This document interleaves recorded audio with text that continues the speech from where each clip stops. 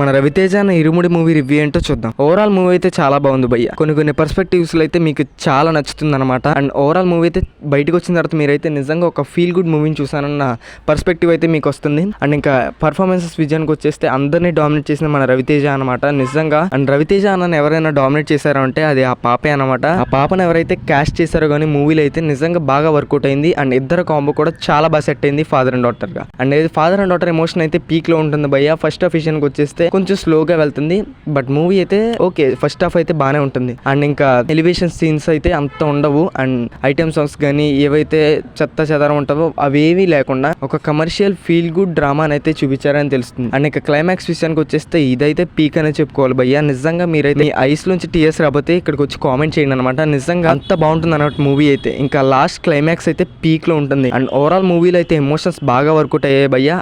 అవైతే ఇంకా జీవి ప్రకాష్ చూసుకున్నట్టయితే మ్యూజిక్ అయితే బాగానే కొట్టాడు భయ్య. బట్ మన రవితేజ అన్న ఎనర్జీని మ్యాచ్ చేస్తే అంత బీజియం కాదని నా ఒపీనియన్. ఆ మాస్ ఏదైతే ఉందో దాన్ని హ్యాండిల్ చేయడం అయితే జీవి ప్రకాష్ కి అవ్వలేదన్నమాట. డీసెంట్ ఇచ్చాడు, బట్ ఇంకా బాగా కొడతారని ఎక్స్పెక్ట్ చేశాను నేనైతే. బట్ అదైతే మ్యాచ్ చేయలేకపోయారు.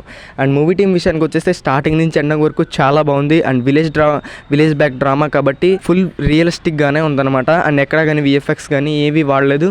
అండ్ చాలా బాగుంది మూవీ అయితే స్టార్టింగ్ నుంచి ఎండింగ్ వరకు. ఫస్ట్ హాఫ్ అయితే స్లోగా ఉంటుంది, సెకండ్ హాఫ్ అయితే పీక్లో ఉంటుంది. అండ్ ఇంకా శబరిమాల వేసినప్పుడైతే రవితేజ అన్న సాంగ్ ఏదైతే ఉందో ఆ సాంగ్ అయితే ఇక్కడ చాలా ఇంకా రవితేజ అన్న మాల వేసినప్పుడు పర్స్పెక్టివ్లో చూసుకున్నట్టయితే చాలా బాగుంది భయ్య. స్టార్టింగ్ నుంచి ఎండింగ్ వరకు అయితే ఆ మాల వేసినంతసేపు చాలా బాగా వర్కౌట్ అయింది.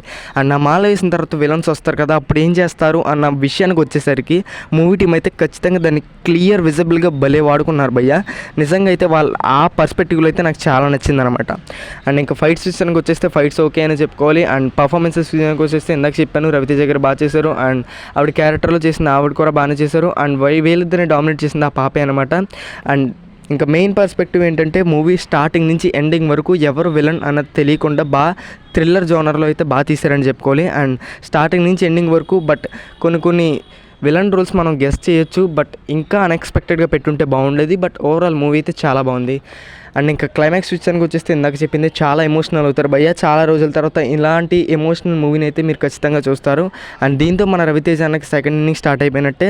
లాస్ట్ 6 మూవీస్ నుంచి రవితేజ నేను చూసినప్పుడు డిసప్పాయింట్ అవుతూనే ఉన్నాను అనమాట. ఏవైతే లాస్ట్ 6 మూవీస్ ఉన్నానో మీకు తెలిసిందే, బట్ ఫుల్ ఫ్లాప్సే ఉన్నాయి.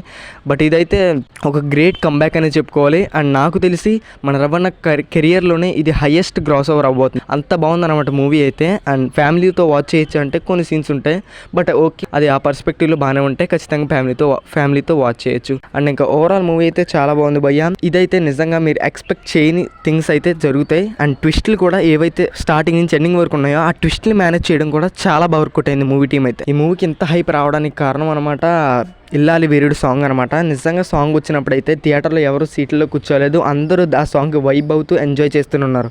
ఎవరైతే డివోషనల్ మూవీస్ని ఇష్టపడతారో వాళ్ళైతే కళ్ళు మూసుకుని టికెట్స్ బుక్ చేసుకోండి, మీరైతే ఖచ్చితంగా సాటిస్ఫై అవుతారు.